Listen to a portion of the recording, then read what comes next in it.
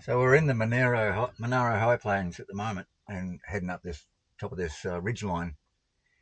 And there is just wind turbines as far as the eye can see, right along the top of this ridge line. Probably goes for about 3-4 kilometres, I reckon. I just got a video with the phone, and the noise. It's like there's aliens here or something. It's just weird. Have a look as we go over the top of this ridge line. I mean, you've seen them all on TV and everything else, but these things are friggin' massive in person. Here we are, up on the Monaro High Plains. Oh, I've been making my way along here for about last 60 kilometres.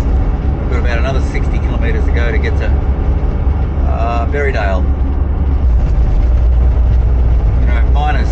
Minus 10 is not uncommon here in the mornings in winter.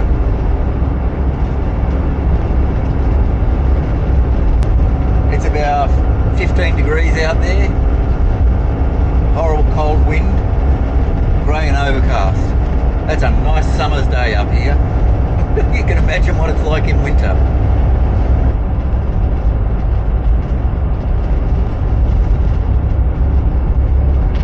This is Snowy River at Dalgety. So it's about 40 kilometres downstream from Jindabyne, maybe 50 kilometres by river. Pretty nice spot. Alright, come on, let's go get the fishing rod. We live in hope.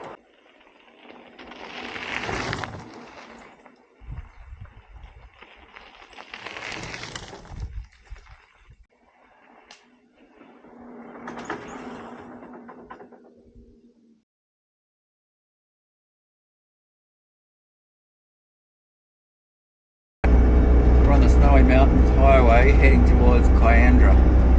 We might take a little side trip up to 3 Mile Dam, which is really pretty. We just spent the last 2 days at Denison campsite down on the Yukonbean River near where it runs into Lake Yukonbean. Very nice little campsite.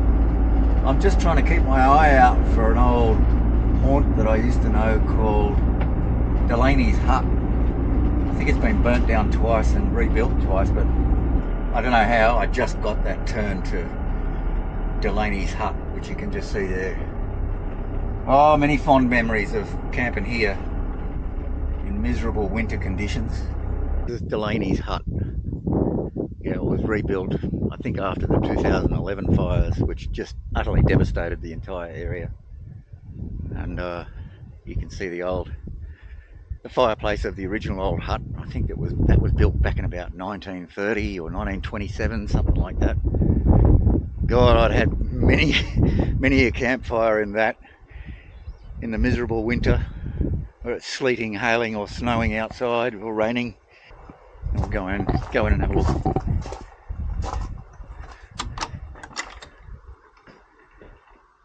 Wow.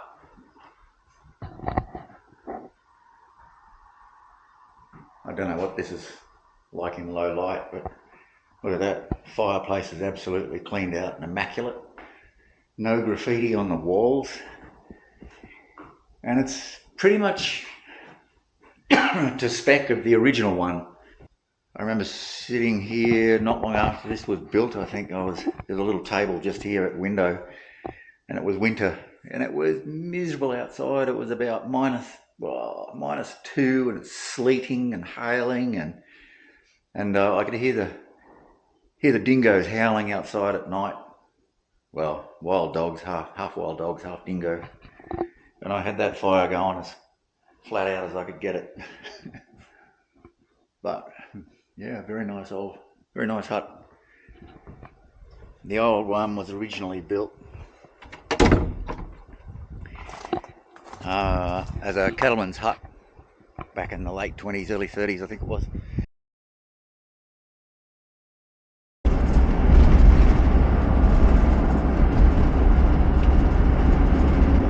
So you can see the orange marker poles along here, and the reason for that is And the reason that there's yellow lines and not white lines is because this is quite often covered in snow in winter.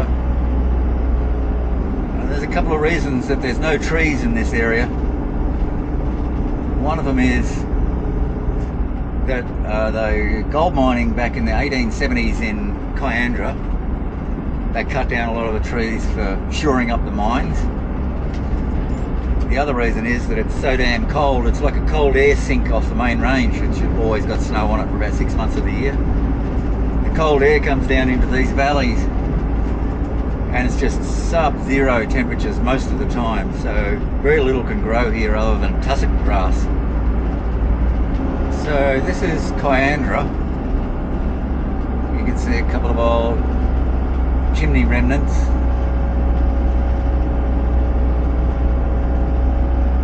A new little hut there, probably built by the National Parks.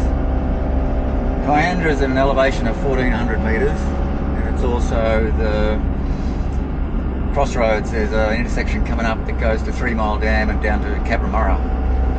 So we're going to pull up here and I'll introduce you to a little bit of history that I've picked up after travelling up around here for nearly 50 years that a lot of people don't know actually. So I'll give you a little history tour. This is the old Kiandra courthouse. Alright, sorry about the wind noise. It's absolutely howling wind, so I'm going to do a voiceover for this bit. So anyway, gold was discovered in Kiandra in about 1860, and it was it was the only snowbound gold mining town in the whole of Australia, of course. And the first winter in when the gold rush started in the 1860s was so bad that quite a few miners died in the cold and the snow. It was one of the worst winters that even some of the locals from the regional area could remember. A lot of the miners left after the first winter because it was just impossible conditions. They were living in bark humpies and virtually sleeping in hessian stretchers just above the snow.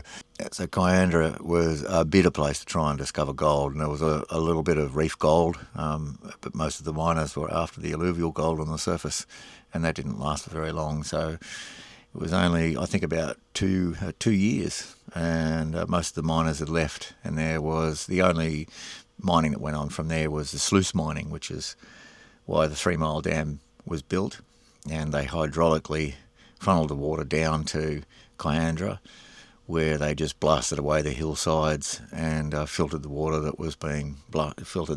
the dirt that was being blasted away from the hillsides. And they didn't even get much gold out of that. So it wasn't very long, only a couple of years, and that was the end of gold mining in Kiandra.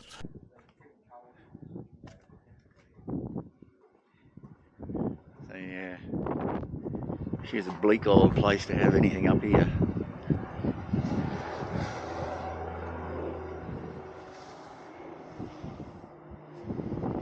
So I just did a quick check, and you're not allowed to fly a drone in New South Wales National Parks. Smoking is illegal in New South Wales National Parks. I don't know about Victoria, but I haven't even bothered looking it up. And apparently if you pick your nose, you can be fined in a national park as well. I mean, seriously, how ridiculous is this? You can have a campfire, but you can't smoke. Who makes these rules? Anyway, so to tell you a little bit about an interesting piece of history, so you might be able to see those scorings on the hills over there. It's pretty hard to zoom in with the 360 because it degrades the quality of the shot, but anyway, the road that turns left and goes up there goes down to Cabramurra in Cancoban. All those scorings on the hill over there are from hydraulic sluicing. When they built 3 Mile Dam further up the road towards Cabramurra, they had a huge outlet pipe that tapered down into kind of like a fire hose where they had them on tripods, and because of the hydraulic pressure of the fall rate from the dam down to the mining sites, they could just sit there and just blast away the entire hillsides. And all the runoff and sluicings from that, they'd run through old grading systems and find the gold. But it was environmentally devastating as well, as you can still see, from 160 odd years ago, the scars are still there. Anyway, one of the really interesting things about Kiandra here, it is actually, according to everything, a couple of things that I've been told by old fellas that lived up this way, and a little bit of history that I've dug up as well, but it might be unconfirmed. It's the first place that had a recorded ski race in the world.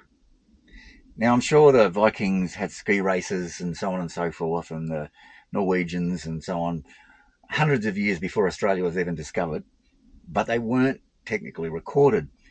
How it went down is at the Kiandra pub, I think it was in the first or the second winter or something like that, back in the 1860s. There was a postman who used to deliver the mail, and they had such a horrendous snowfall he couldn't even get through with his snowshoes. And so what he ended up doing was tearing off a couple of palings from someone's fence, strapping them to his feet with some rawhide, and skied and delivered the mail with the skis, and in half the time. Anyway, he was at the Kiandra pub that night bragging about what he had done and how he had done it, and everyone thought he was brilliant. And of course, the next thing, somebody challenged him to a ski race out the front of the pub in the middle of the night. And so they went out. The other fellow who challenged him went over and tore a couple of palings off somebody's fence and strapped them to his feet. And of course, the pub ran a tote on who was going to win. And so that's the first official record of a ski race, apparently, anywhere in the world. So some pretty interesting history up here. Quite remarkable when I've spent nearly 48 years up here. So you pick up bits and pieces along the way that most people just miss out on if they only come up here once or twice in their lifetime. So really amazing history here. Anyway, there's a little tidbit for you. We're going to go down to the Yukonbean River, where I first, in 1978, I think it was, rode up here from Bendigo on my DT 175, loaded up with camping gear and fishing rod and whatnot, fly gear actually, fly fishing. And that was besides Bringambrong Bridge in the Murray River there. This was one of the next places that I stopped at, and I caught a massive trout down here in the Yukonbean River.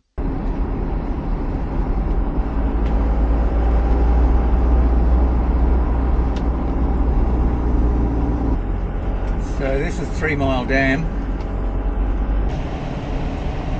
Well, I was thinking about camping here, but I don't think so.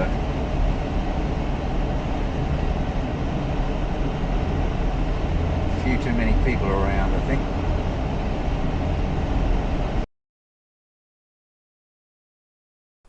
Here we are on the Yukonbean River at Kiandra. Beautiful little stretch of river. And it's fly fishing water only now, so I didn't bring my rod with me because if I get caught out, I'll probably get sent to the penal colony in Tasmania for 37 years or something. So this is where I caught my first really big trout in the Snowy Mountains, or just about anywhere. It was about 4.5 pounds. Now the interesting thing is, I didn't catch it in the river. I actually caught it in this little flood pool here, because when the snow thaw and the spring rains start, there's all these little flood pools. So obviously this trout had worked its way into one of these flood pools during the flood in the spring when the snow's thawing and heavy rains and whatnot. And then when the river drops, he got stuck in this pool. It wasn't full of weed like that back then. And so I'd been fishing the river not very successfully. And I came over here and I see this monster trout cruising around in here. There was no weed. And just picking up grasshoppers that were flying out of the grass as I was walking along and landing in the water. So I switched over to a grasshopper pattern on my fly gear, flicked it out there. Sure enough, within about 20 seconds he came up and whacked it, and I hooked him. He didn't put on a very big fight because I think he'd been stuck in this pool for some time, so he wasn't in prime condition, but he was about a good 4.5 pound, and I didn't have the heart to kill him because I thought the poor bugger's been stuck in this pool and just trying to survive and was probably going to die by the end of summer. So I brought him over here to the river, being the nice guy that I am, and let him go in the river. Anyway, that was a pretty epic moment in my fly fishing career. I was all of, God, I'd only just gotten my P plates, I think, and I rode my DT 175 all the way up from Bendigo to here, and camped and fished and explored the place on my little dirt bike. My God, that was so long ago, 1978 or something. Just a kid on a dirt bike looking for adventures. And it all happened just there. My biggest trout. Geez, I don't think I've caught one much bigger than that since. In fact, I'm not even going to talk about my fishing record for the last 2.5 months. It's too embarrassing. Anyway, let's go on up the river a little bit and have a look.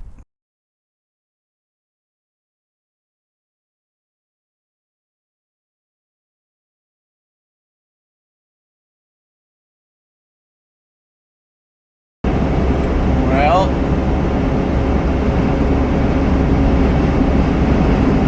it's probably the best part of the Snowy Mountains Highway over.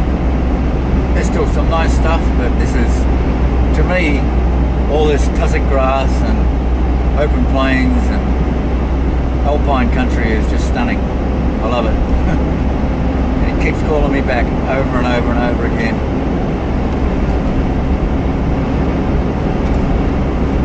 Here we are at Black Perry Lookout, and so we're on our descent down towards Tumut off the Kosciusko National Park.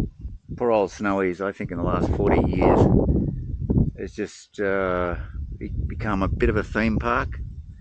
They restrict you to certain places, they overdevelop those places, they force you into towns or caravan parks or specific camping spots and so on, and cut off access to a lot of other places while they're overdeveloping it in other ways. Yeah, good old Australia. I'm afraid there's just too many rules, too many laws, too much fucking bullshit, to be quite honest. Anyways, so we're going to drop off the range down into Tumut. I don't know where all this smoke has come from, all this smoky haze. There's got to be a major bushfire somewhere. The weather's changing, so we've got a southwesterly starting to come through. So that might be bringing some rain or some bad weather. So, bid farewell to the good old Snowy Mountains. I'm afraid we might not get to see her again. I'm just not sure it's worthwhile coming up here. It's just a bit too disappointing. It's a bit too sad compared to what I remember it back in 40 years ago, 30 years ago, even 20 years ago. But now, nah. It's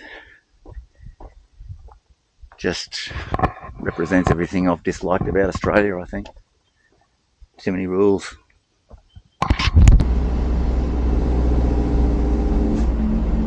A pretty wriggly road coming off the range down to Tumut.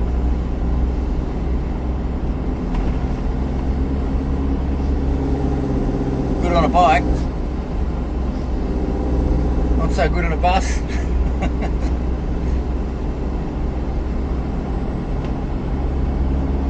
You've got the exhaust brake on and the air conditioner to try and stop it from rolling on.